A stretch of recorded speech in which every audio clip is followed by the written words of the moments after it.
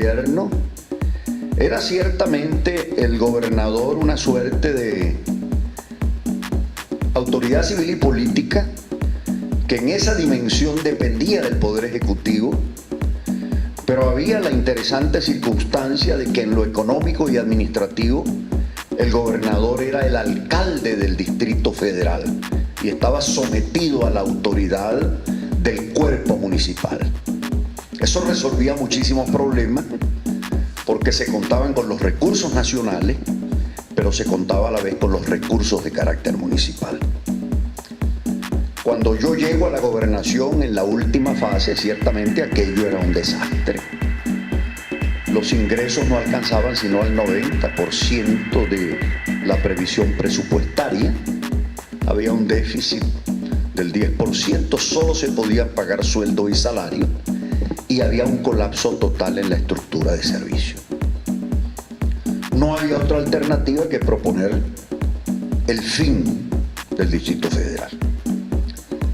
Lamentablemente, esa iniciativa que surge como consecuencia de un esfuerzo de reflexión, mirando inclusive las opciones que se daban en distintas capitales, pero debo decir, mirando con especial simpatía la experiencia de Bogotá,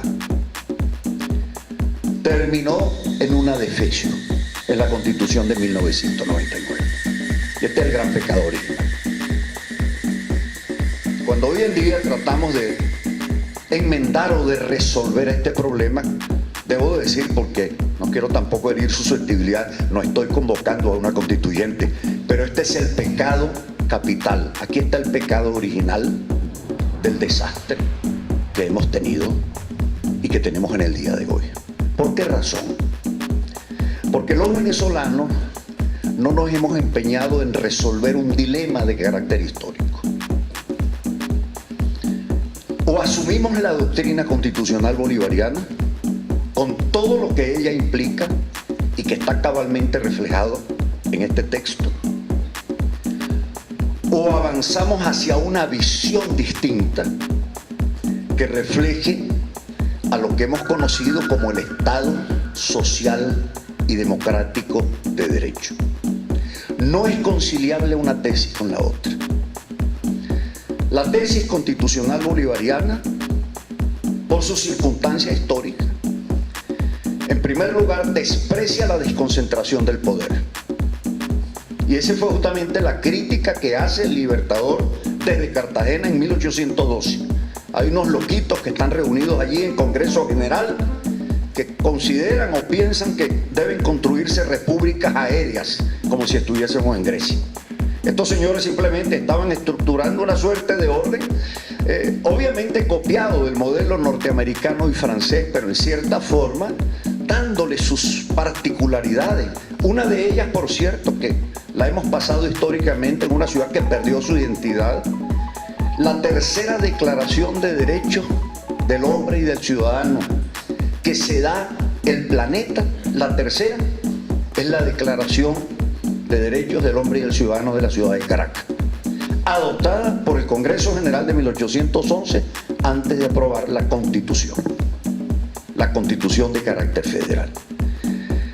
La visión bolivariana considera la centralización estructural del poder en manos fundamentalmente de la estructura miliciana. Esa es la visión del Congreso de Angostura, 1819. Y luego sobreviene la concentración mayor de poder en Bolivia, 1826, en donde el presidente es vitalicio y considera que él puede escoger a su sucesor en la persona del vicepresidente. Realidad que nosotros conocimos muy de cerca después del fallecimiento del presidente Chávez. ¿Cuál es la consecuencia? Esta Constitución subordina al individuo, a la persona humana, a la estructura del Estado. Artículo 3, 102 y primero. Esta Constitución no permite leer sino en la doctrina constitucional de Simón Bolívar. Esta Constitución acaba con la autonomía del municipio, que es fundacional en la historia política de Venezuela. Y esta Constitución, refiriéndose a Caracas, entonces hace ciertamente una melange, un mezclote, que uno no sabe en definitiva qué es lo que es Caracas. Y les doy algunos datos para la reflexión. El asiento de los poderes públicos nacionales y la capital de Venezuela es Caracas. No habla de Distrito Capital. Anteriormente coincidía Caracas, la Caracas histórica, con el Distrito Federal. La norma constitucional lo que dice, la capital de Venezuela y sede de los poderes públicos es Caracas.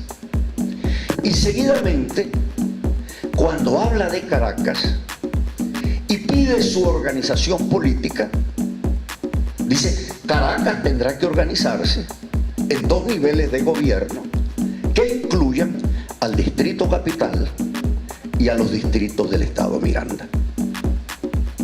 ¿Qué ha ocurrido como consecuencia de ese cambio? Que la sede de los poderes públicos de carácter histórico fue sustituida por la sede de los poderes públicos de carácter geográfico. Caracas dejó de ser la Caracas histórica para ser la Caracas geográfica, la Caracas del Valle, del Gran Valle. Esto resuelve, por cierto, un problema. Recuerdo que hace muchísimos años, estoy hablando ya del año 79, yo era vicecanciller de la República y teníamos el problema de adquirir o no el cubo negro para sede de la Cancillería, y no se pudo hacer porque estaba fuera de los límites de la ciudad capital. Ese problema ya no existe hoy en día de acuerdo con la Constitución. Obviamente hay un distrito capital. Está previsto allí, está previsto que tenga gobernador y que tenga secretario de gobierno, lo dice la misma Constitución. Pero hubo una suerte de situación absurda.